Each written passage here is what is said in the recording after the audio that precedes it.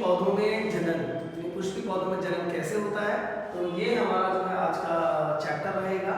और जैसे कि आप जानते हैं कि हमारी एक पूरी यूनिट है जिसमें जनन के बारे में पूरा पढ़ना है, चाहे जनन पुष्पों में हो, चाहे जनन मानव में हो, और उनसे संबंधित जो बीमारियां होती हैं, रिप्रोडक्टिव हेल्थ एक आपका अलग चैप्टर है, तो उसके बारे में भी हम जो है यहाँ पे डिस्कस करेंगे। तो जैसे कि पहला चैप्टर है हमारा पौधों में जनन।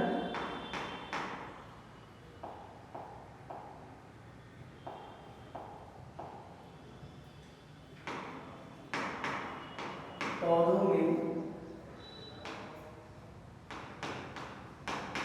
पुष्पी पौधों में जनन, इसे इंग्लिश में कहते हैं रिप्रोडक्शन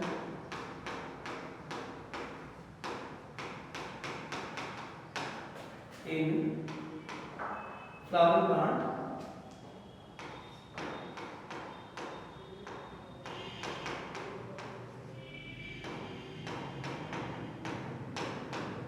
प्लांट्स। तो अगर हम बात करें सबसे पहले कि जो पौधे होते हैं, एक तो पौधे के बारे में, दूसरा शब्द यहाँ पे है जनन, और एक तीसरा शब्द है पुष्पी। तो पुष्पी पौधों में जनन कैसे होता है, सबसे पहले हम बात करेंगे जनन के बारे में। जनन क्या है या रिप्रोडक्शन क्या होता है, इसके बारे में समझेंगे। तो वह क्रिया जिसके द्वारा जीव अपने जैसे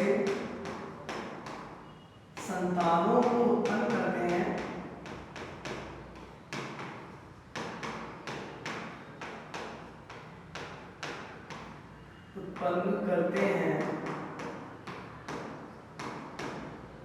इस क्रिया को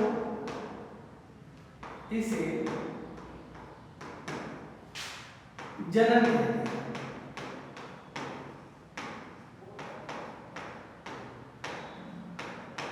ये तो एक परिभाषा हो गई है कि जनन क्या होता है, वह क्रिया जिसके द्वारा जीव अपने जैसे संतानों को उत्पन्न करते हैं, इसे जनन कहते हैं। और जनन जंतुओं में भी होता है, और पौधों में भी होता है, और सूक्ष्म जीवों में भी होता है।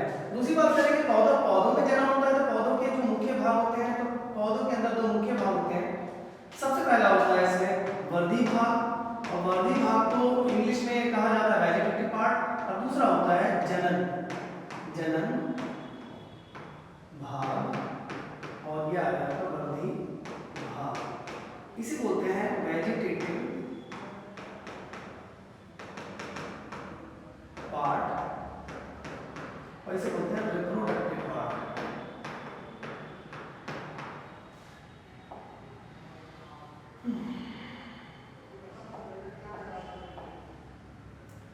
अब वेजिटेटिव पार्ट जो होता है वो क्या क्या होता है। नंबर 1 सबसे पहले आता है इसमें जड़ को आप रूट कहते हैं। दूसरा यहाँ पे फिर आता है आपका तना। तीसरे नंबर पे आता है पत्ती, जिसको लीफ कहते हैं इंग्लिश में, और तने को स्टेम कहा जाता है, और जड़ कहा जाता है, जड़ को रूट कहते हैं। दूसरी तरफ हम बात करेंगे यहाँ पे ये रिप्रोडक्टिव पार्ट क्या होता है, ये होता है फूल। इस फूल को हम फ्लावर भी कहते हैं, फ्लावर।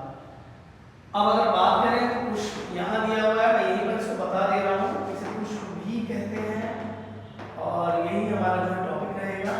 तो पुष्प के अगर हम मुख्य भागों की बात करें तो सबसे पहले ऐसा होता है कि पूर्ण पुष्प हम किसे कहेंगे।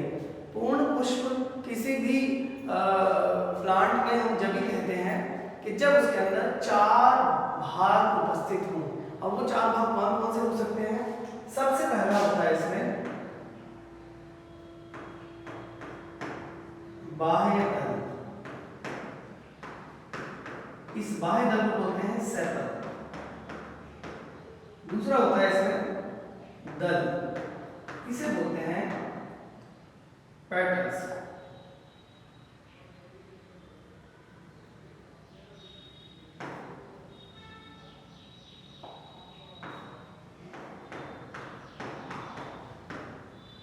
नंबर 3 पे आ जाता है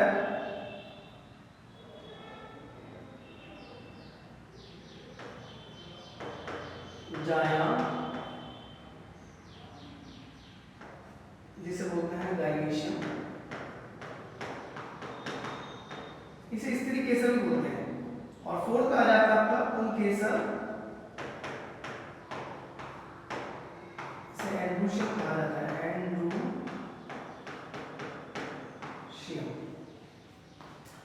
तो किसी भी फूल को हम पूर्ण पुष्प जब ही कहेंगे जब उसके अंदर ये चारों भाग उपस्थित होंगे।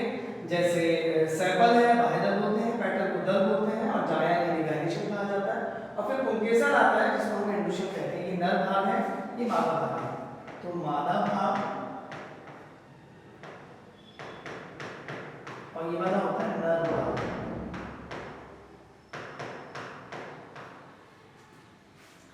अभी आप इसे लिखिए,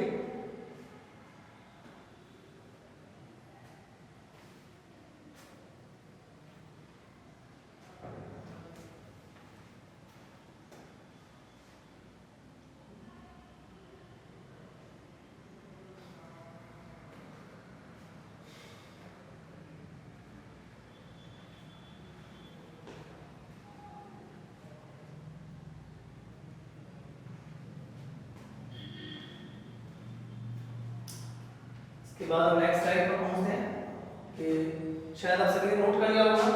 आगे पहुंचते हैं पुष्प, आगे समझेंगे इसको पुष्प। तो देखिए पुष्प की अगर हम बात करें,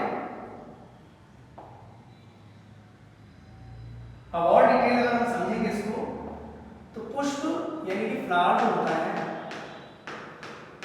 जिसे हम पुष्प कह रहे हैं, ये पुष्प दो तरीके का होता है।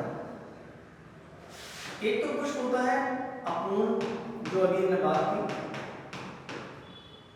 पूर्ण पुष्प, अपूर्ण बाद में लिखेंगे, पहले पूर्ण पुष्प, और दूसरा होता है आपका अपूर्ण पुष्प। इसे इंग्लिश में कहते हैं इनकम्प्लीट फ्लावर, और इसे कहते हैं यहाँ पे कंप्लीट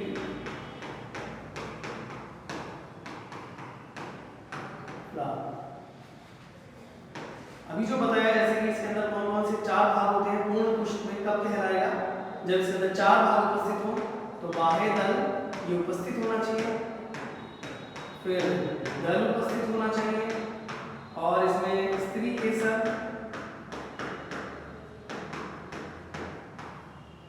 इसे जायाम भी कहते हैं, और फिर आपका पुंकेसर,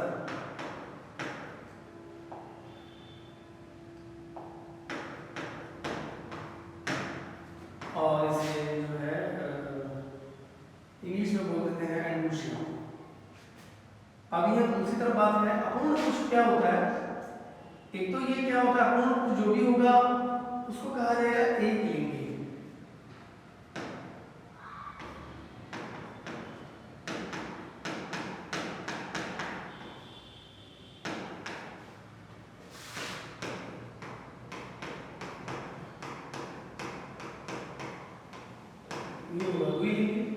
इनकम्प्लीट फ्लावर में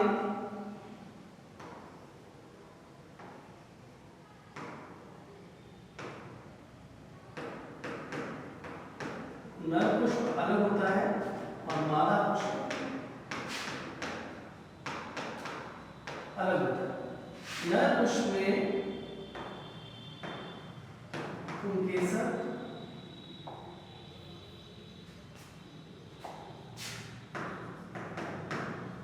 बाह्य दल, दल और पुंकेसर ये मिलता है। इधर बात करेंगे मादा है तो बाह्य दल ये कॉमन रहते हैं, बाह्य दल होंगे, दूसरा दल होगा, और तीसरा होता है इसमें स्त्री केसर।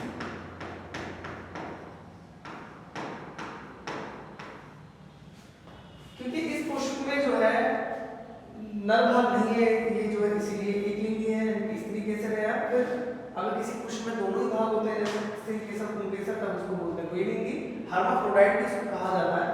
अपूर्ण पुष्प क्या होते हैं, एक लिंगी होते हैं और इनकम्प्लीट फ्लावर कहा जाता है, क्योंकि इसके अंदर कोई एक भाग, चार में से कोई एक भाग जो है अनुपस्थित होता है।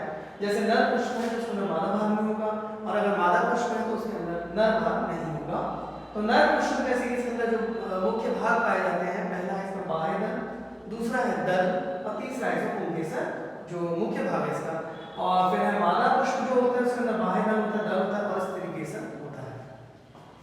तो इस तरीके से ये पुष्प की थोड़ी सी अवधारणाएं थी, तो कुछ विशेष बातें थी जो आपको बतानी थी।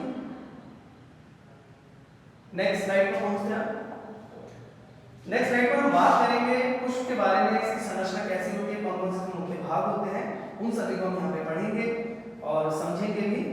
तो जैसे कि अब ये आपके सामने एक स्लाइड में बना देता हूँ कि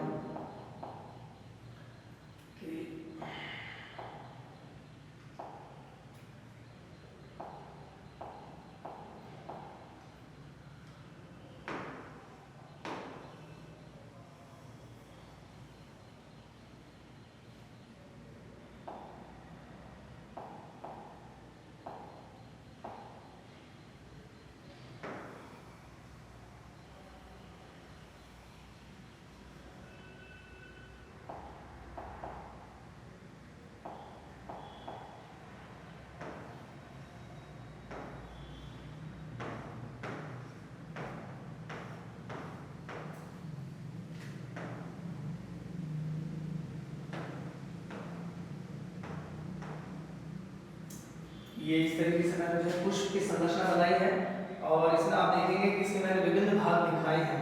हालांकि मैं इसको जो रेड कलर से करूँ तो ज़्यादा अच्छा लगेगा।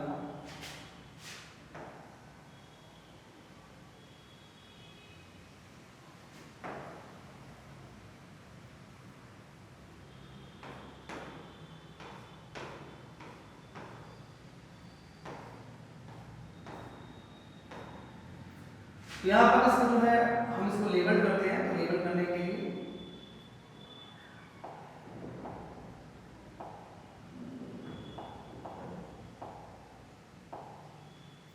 सबसे जो बाहर की तरफ होता है इसे बोलते हैं बाह्य दल। ये हो जाएगा आपका बाह्य दल, और इसको इंग्लिश में जो कहते हैं ये कहा जाता है इंग्लिश में इसको सेपल। दूसरी तरफ आते हैं, ये कहलाते हैं दल, और इसे इंग्लिश में कहते हैं पेटल्स। इनका काम क्या है ये भी आपको बताया जाएगा। और आगे की तरफ चलते हैं, ये वाला भाग कहलाता है अंडाशय, इसको अंडाशय कहते हैं। इसके बाद इसके अंदर जो ये भाग दिखाई दे रहा है इसको बोलते हैं बीजांड, इसको इंग्लिश में ओव्यूल कहा जाता है, ओव्यूल, और अंडाशय को ओवरी कहते हैं। ये शब्द आपको पता होने चाहिए। एक दूसरा स्ट्रक्चर भी इसके अंदर जो है अभी ड्रॉ करने से रह गया था।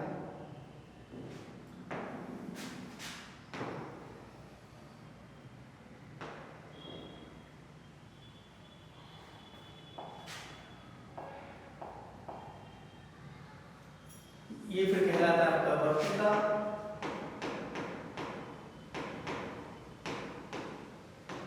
जिस ये है इसको हम बोलते हैं स्टिग्मा,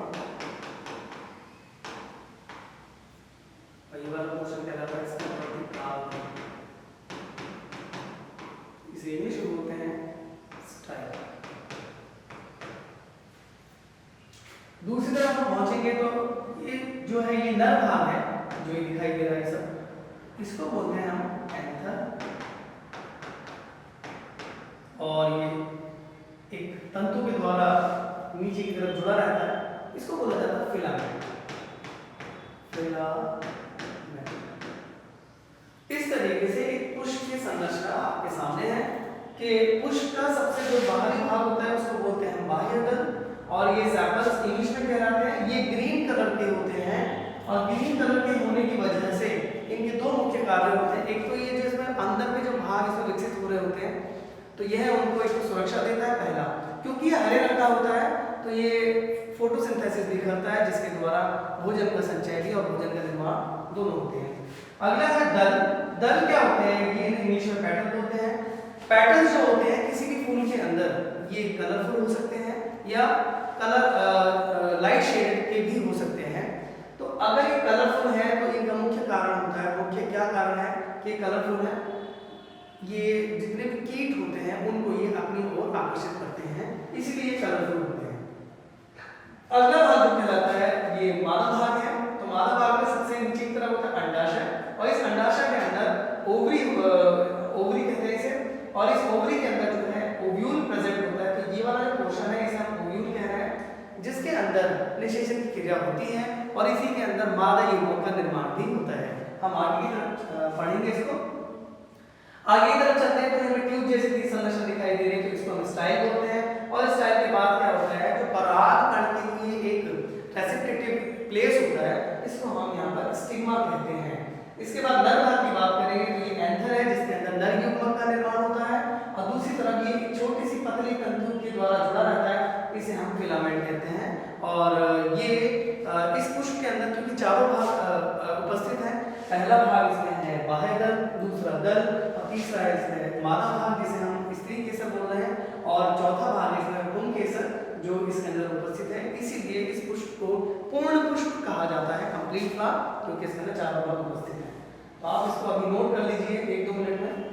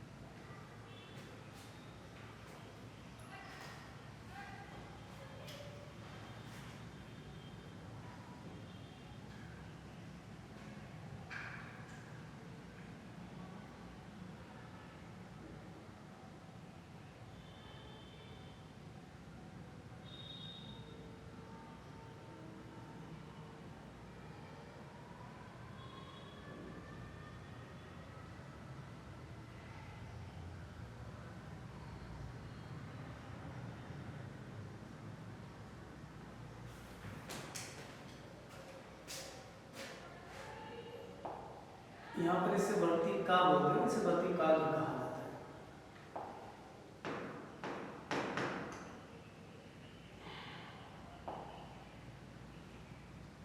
वर्तिका स्टाइल, स्टिग्मा और वर्तिका को बोलते हैं स्टाइल। ये जो पोर्शन आपको दिखाई दे रहा है,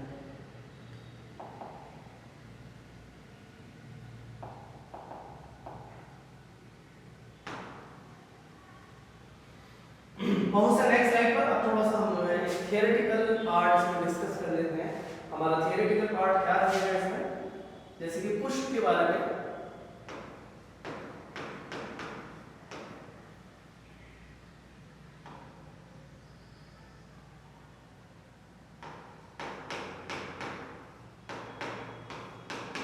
पौधों में पुष्प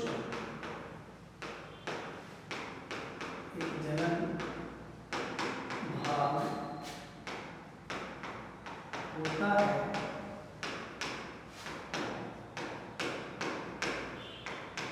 जिसमें 4 भाग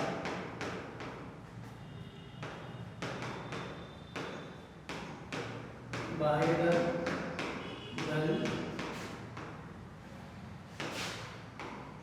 पुंग केसर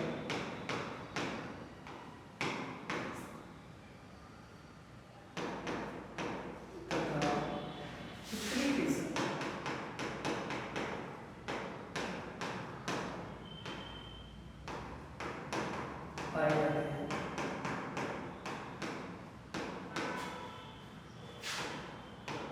इन चारों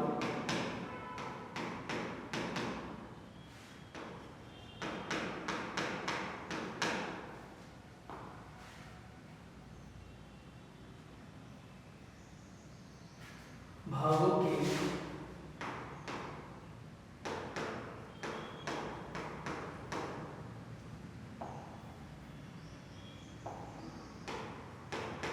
होने पर पुष्प पूर्ण पुष्प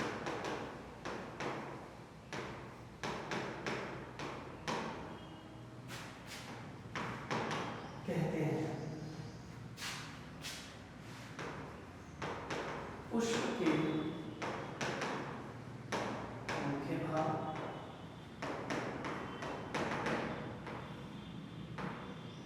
नंबर 1,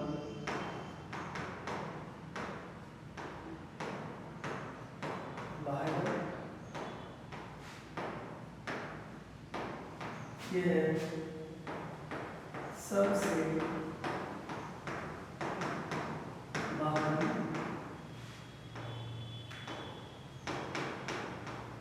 भाग है जो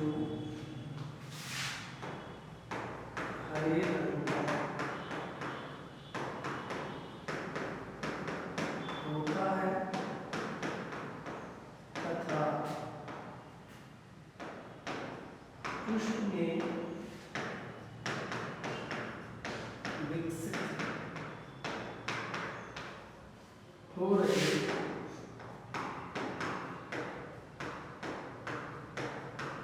अन्य भागों को सुरक्षा देता है।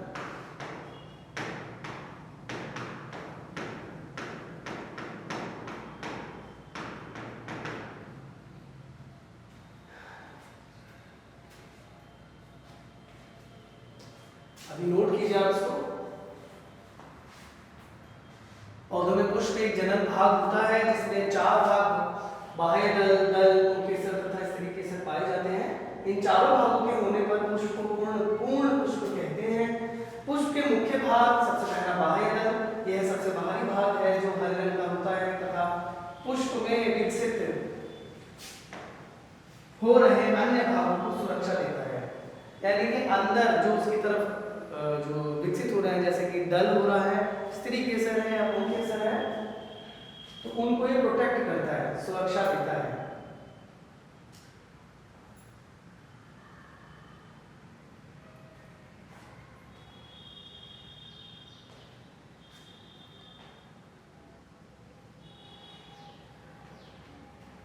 सभी ने लिख लिया होगा शायद।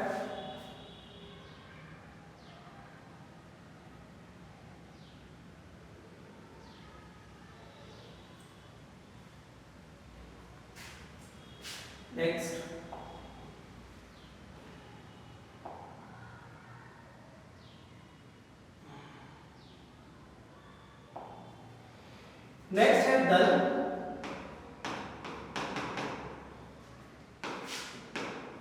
यह है रंगीन होता है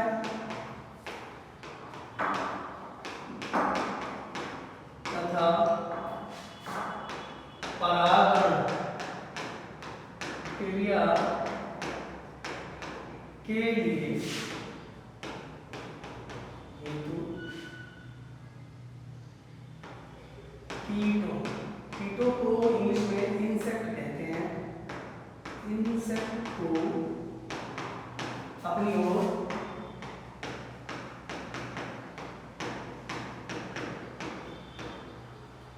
आकर्षित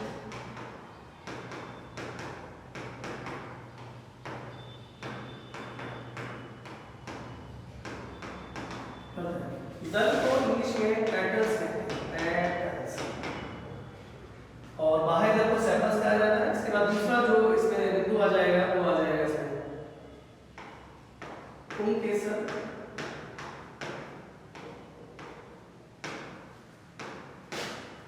यह है पुष्प का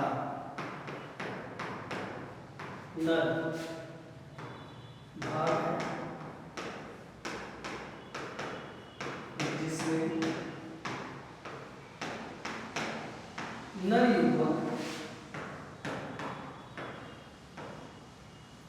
परागकण से इंग्लिश में पॉलन ग्रेन बोलते हैं, पॉलन ग्रेन। ये जरूर लिखिएगा ब्रैकेट में एन। परागकण पॉलन ग्रेन का निर्माण होता है।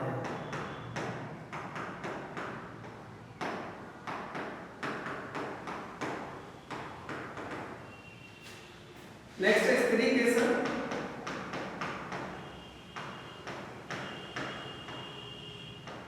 इस तरीके से ये है पुष्प का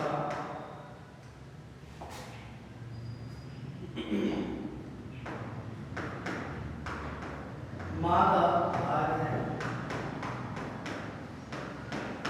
जो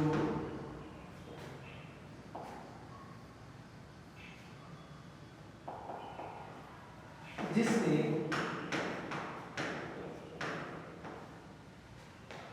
मादा भाग है जिसने मादा युग्मक अंड कोशिका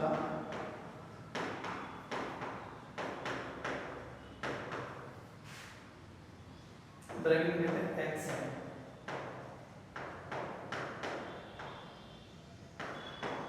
का निर्माण होता है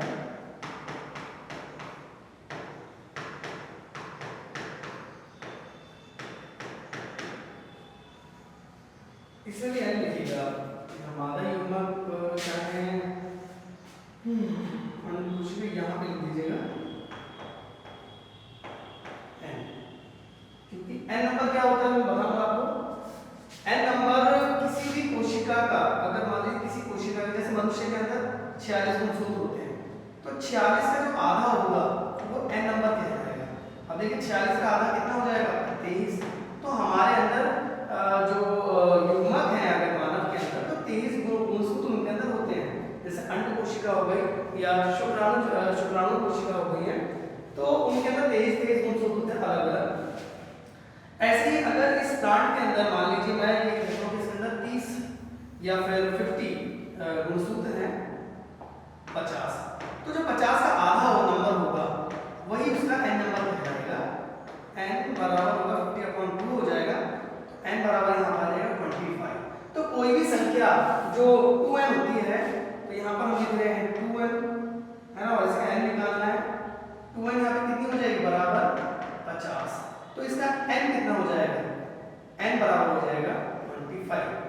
अगर 2n की बात करेंगे तो 2n कितना होता है, तो हो जाता है 50, क्योंकि 2n अगर यहाँ पे n है तो n को हमने यहाँ रखा तो कितना है 25, और n 2n 2 मल्टीप्लाई, क्योंकि 2n था ना, n की वैल्यू रख दी और 2 यहाँ रख दिया हमने, तो 2 डिवाइडेड सॉरी मल्टीप्लाई बाय 25 तो इक्वल टू 50।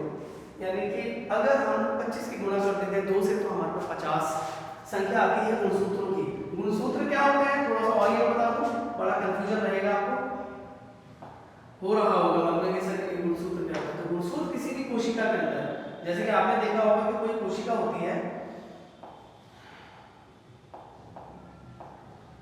मान लीजिए ये कोशिका है और इस कोशिका के अंदर न्यूक्लियस है, और न्यूक्लियस के अंदर यहाँ पर ये गुणसूत्र होते हैं। इसको थोड़ा बाहर निकाल के अगर मैं दिखाऊं आपको, तो गुणसूत्र ऐसी संरचना होती है, आप सबने देखा होगा, ये गुणसूत्र है।